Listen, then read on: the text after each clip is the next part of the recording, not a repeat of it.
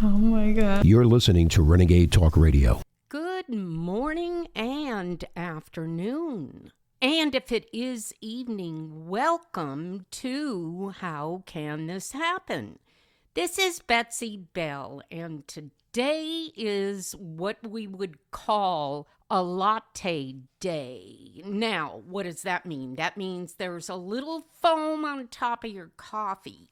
So we got to get through the foam so we can get to the coffee. But it's going to be worth your time that you're going to indulge me, my audience, because there's always something in it for you.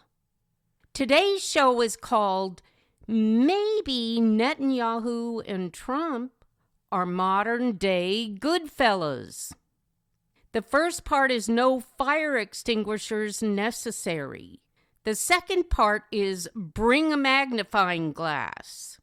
Part 3, don't take the left seriously.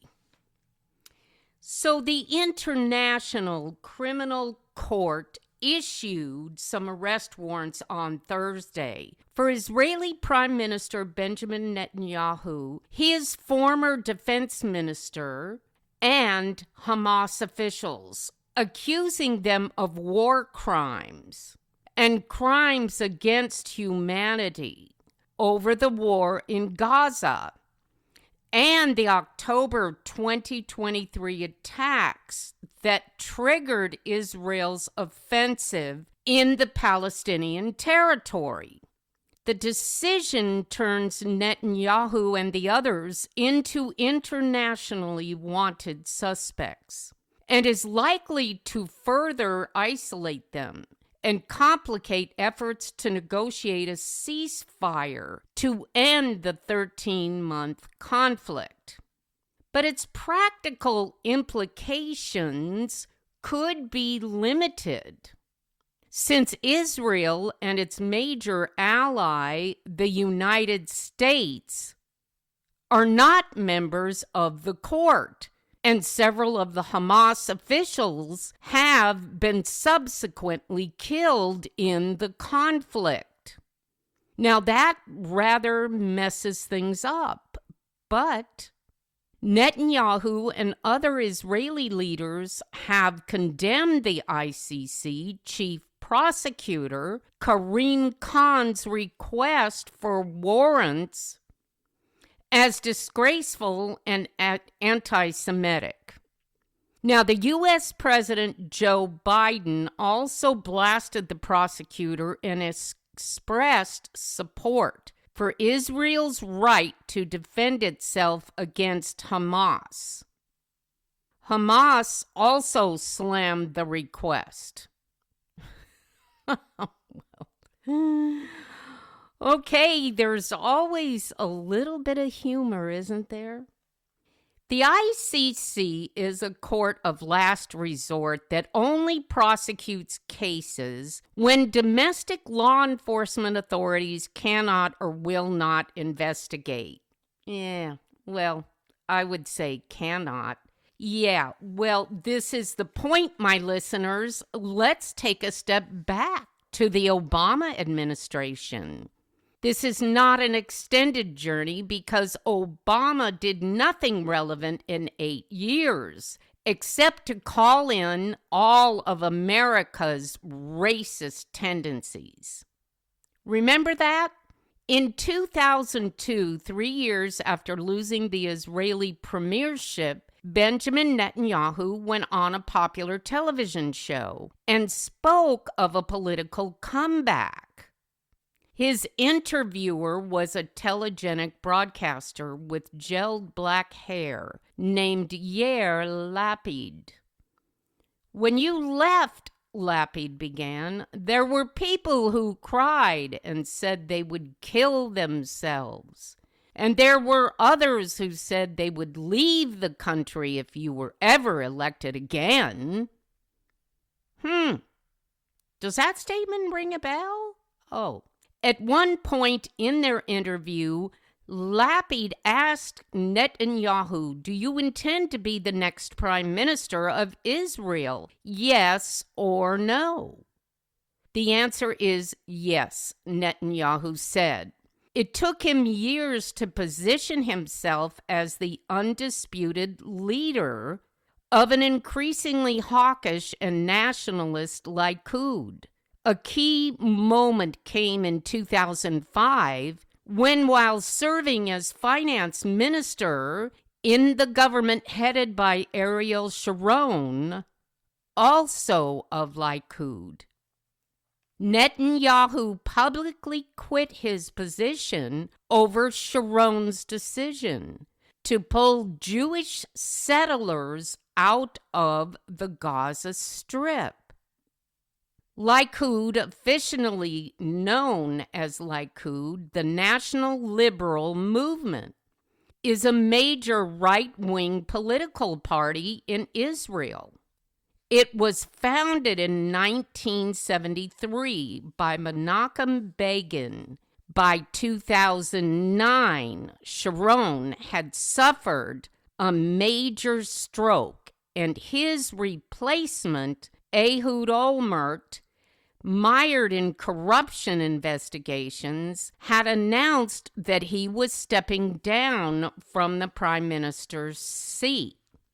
After elections that year, Netanyahu returned to the premiership and felt immediate pressure from the Obama administration to renew peace negotiations with the Palestinians.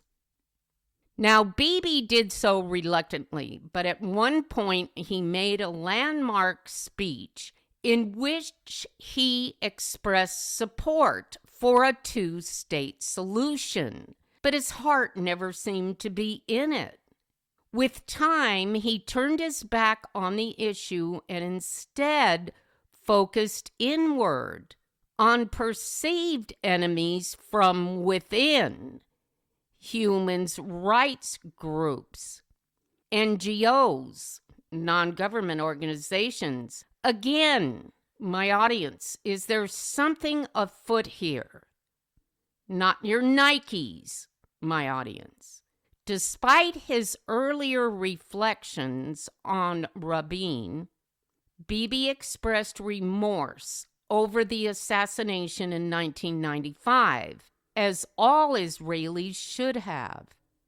But I'm interpreting here so that you can follow me.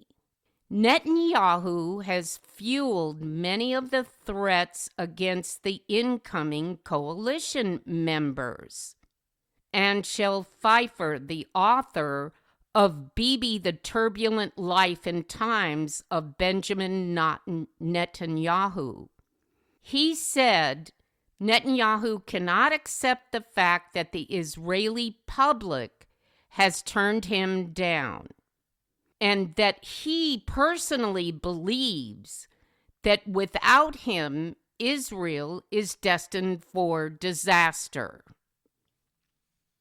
Now, hindsight is 2020. But again, have we heard this before? My listeners, nothing is original. It's just a cycle, and it rinses and repeats. Israel's longest-serving prime minister has dragged the country ever rightward, abandoning the peace process and imperiling its very democracy. That was the subheading to an article in The New Yorker in June of 2021. What The New Yorker failed to tell you in this story is that Bibi is a conservative, and that's just not acceptable no matter what country you live in. When Netanyahu was defeated before he won re-election, Obama sent a ton of cash over to Israel, to the party that defeated Netanyahu. At the time, it was online, but now this investigator can't find anything relating to it. The press called Bibi extreme and out of touch. The only part they left out is that he is unhinged. The press in Israel and in other countries, such as the United States, has painted him as a corrupt leader. Isn't this ironic, my audience? It seems to be a pattern with the press in every corner of the world. Right extremist, left good guys coming in on white steeds to save the day. The only problem is, once the left gets in, all goes to shit and hell returns. Netanyahu met with Trump at Mar-a-Lago. And why do you think he did that? Maybe he and Trump are the modern-day Goodfellas. Oh my God. You're listening to Renegade Talk Radio. Well, back here we are at the Double B Studios, and this is Betsey Bell, and how can this happen? We're on a mission today to give you some facts about what is happening between Israel and the United States and why it matters to you, my audience. Because one of the things that Israel has agreed to is to establish a new bilateral channel through which the United States would be able to raise concerns regarding specific military incidents in which civilians have been harmed. That's according to the U.S. State Department spokesperson Matthew Miller, announced on Tuesday. Now, the establishment of the channel was one of over a dozen demands made by the U.S. in a letter to Israel on October 13th, warning Israel that failure to meet them risked a potential partial arms embargo. So we didn't like their move, so we'll withhold weapons.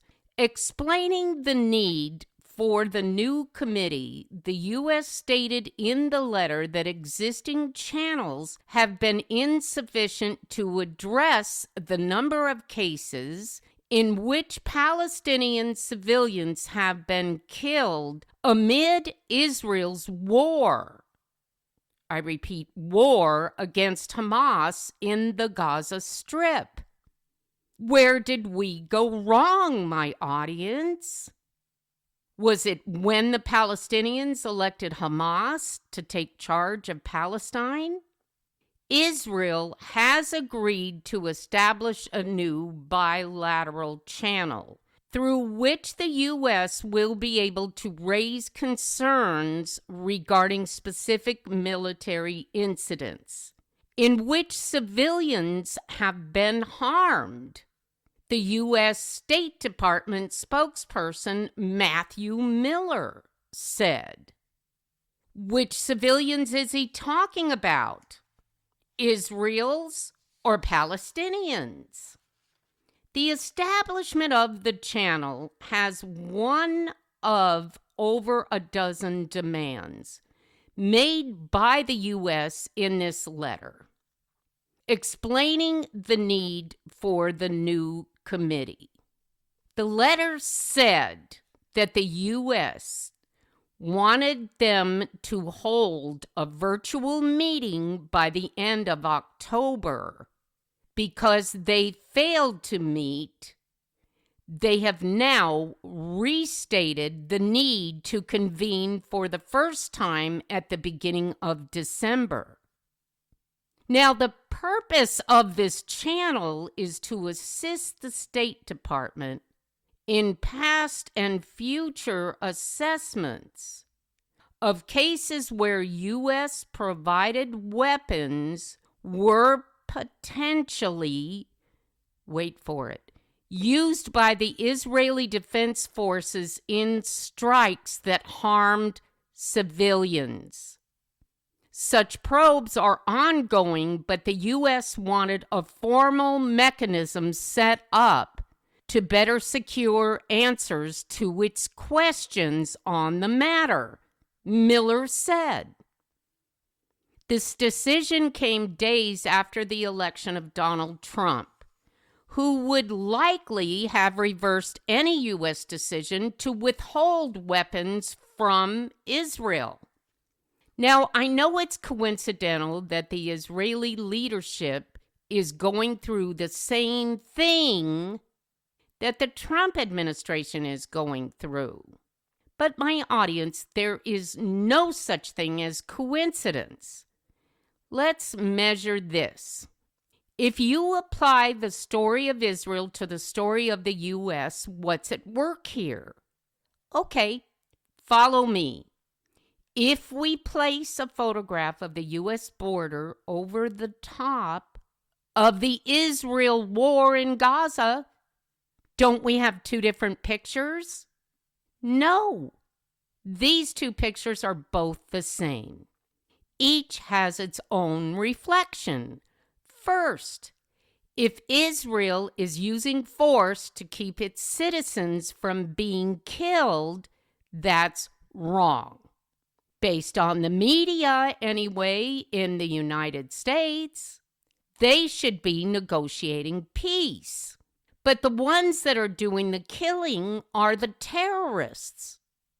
Have you ever thought about negotiating with a bunch of men holding heads and hair in their hands with machetes, and they're standing over captives stating off with their heads? It's not exactly the place to start with the talk. Now, terrorists, can we just have a moment here before we do something that we will both regret? Well, let's just put it this way. You might be a little late to the party when the Palestinian people are used to hold the Israeli prisoners. Let's see.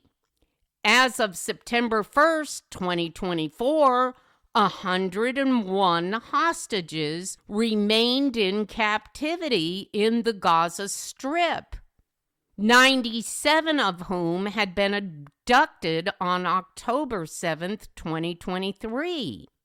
Do we really know how many hostages are being held in Gaza? I would not recommend that you give a guess. And I'm a betting woman. I would recommend that you hold your thought until we get the whole story.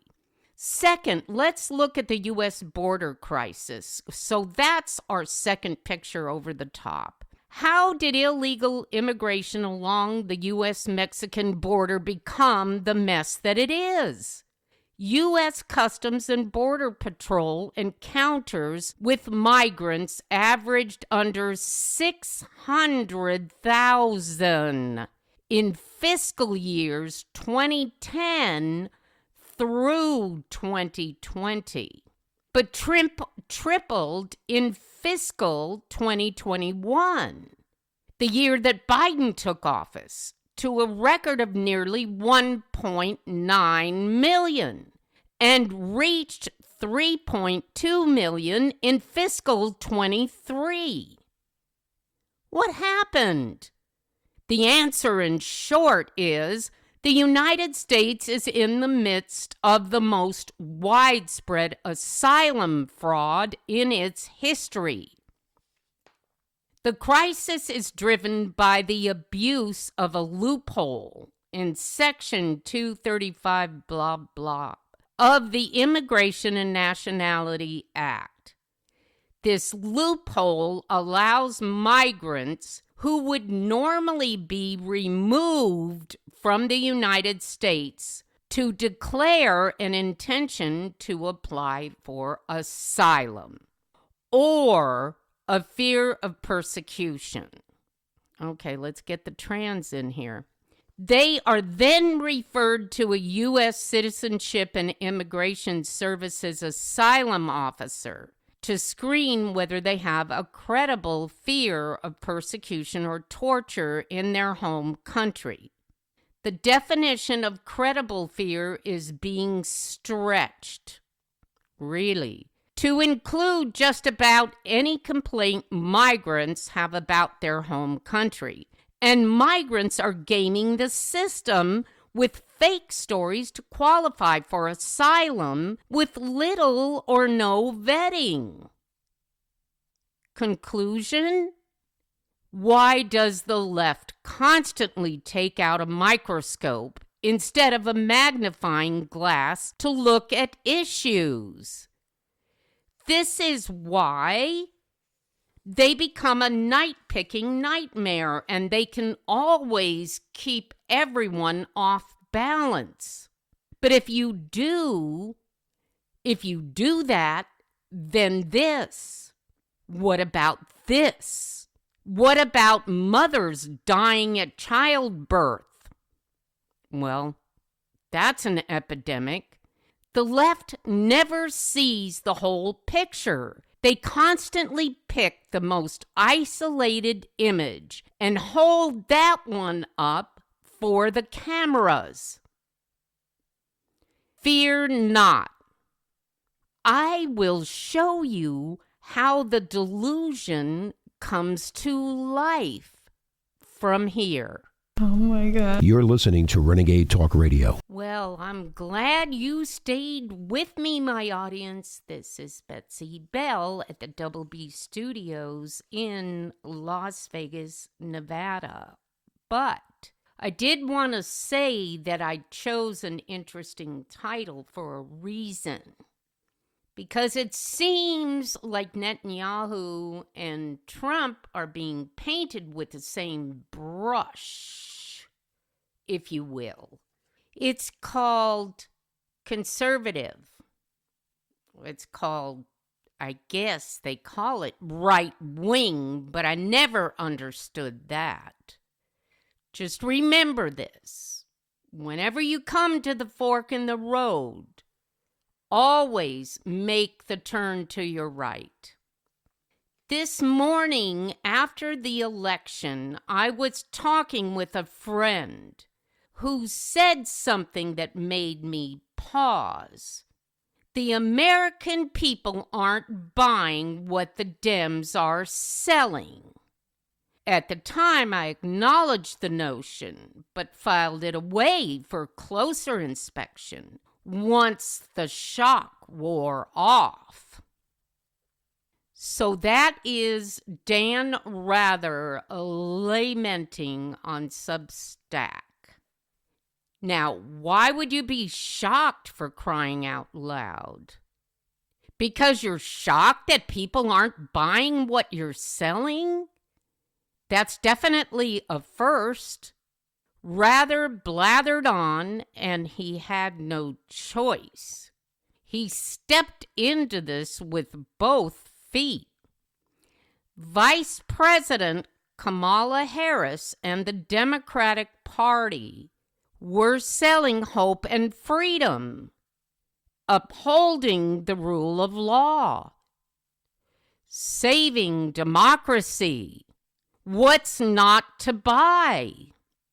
With the benefit of lots of discussion, reading, watching, and thinking over the past 17 days, it became apparent that that analysis is incomplete.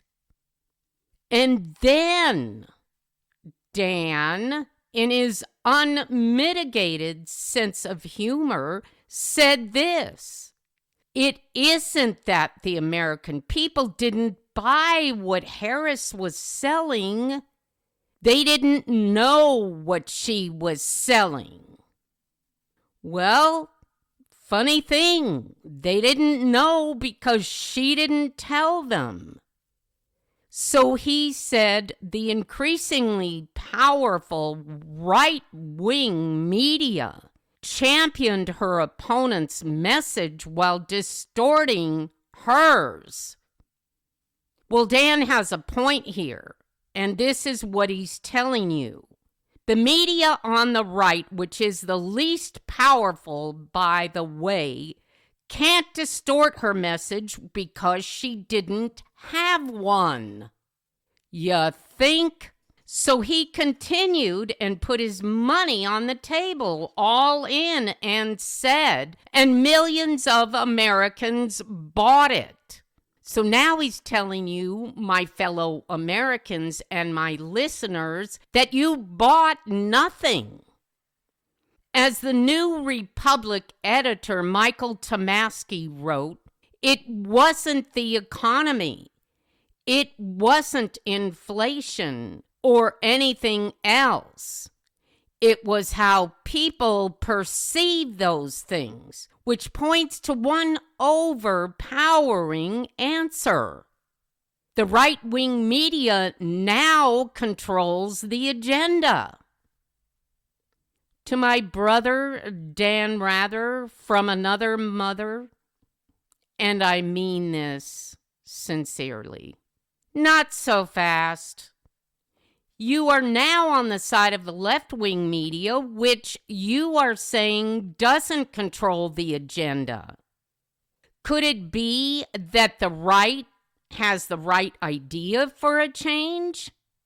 Not because we don't perceive things different than you do, but in case you were paying attention, this is how we perceive what you don't.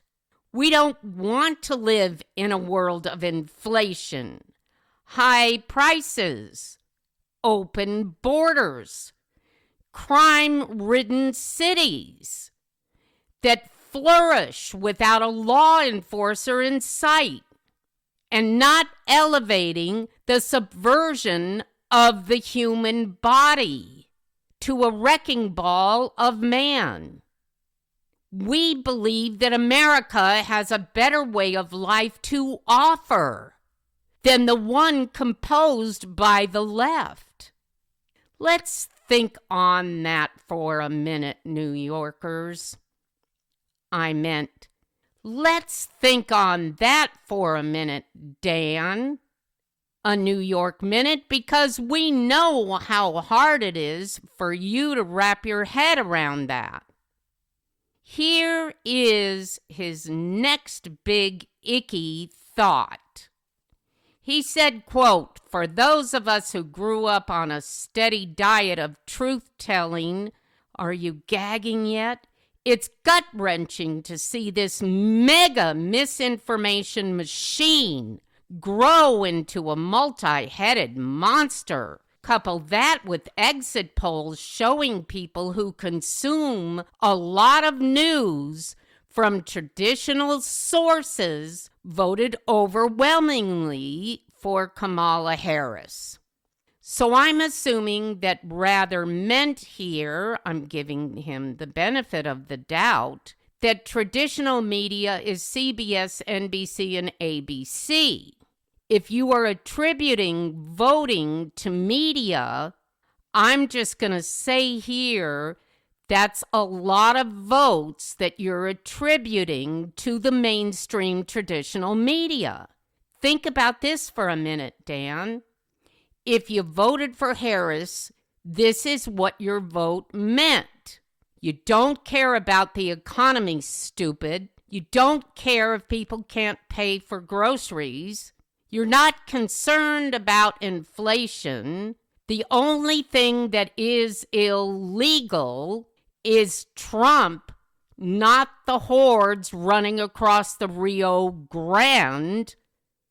Your biggest fear is that a woman can't get an abortion because all of a sudden there's a rash of pregnant mothers dying from LOA, lack of abortion, and that your power base cannot survive a second term of the Hitler regime. It's not because you listen to traditional network media. Or maybe you did that too. Newsmax and One America News Network. This media, he goes on, Dan says, this media universe also includes Sinclair Broadcasting. Boy, that's a reach. which owns hundreds of radio and TV stations reaching 40% of the viewing public, and newspapers including the recently purchased Baltimore Sun, iHeartMedia, which dominates right-wing talk radio and podcasting. Well, damn them. We need to get them off the air. Trinity and Bot Radio, two massive Christian broadcasting networks. So Dan is going on here. He includes social media platforms like Trump's own Truth Social and X, owned by Trump bestie Elon Musk, and a multitude of hugely popular far-right podcasts. Collectively, he says, these various and varied media outlets have been feeding growing audience a constant diet of disinformation for years. Okay, my audience, let's get after this. The definition, so that you understand this, of disinformation is this: false information which is intended to mislead, especially propaganda issued by a government organization to a rival power or to the media. After all this time, by Jove, Dan just hit the ball on the screws. Yeah. I just proved to you, my listeners, that he is right. He just walked you down the primrose path of disinformation. And it didn't come from the right. It came directly from Dan Rather on the left. This is what they cannot get over.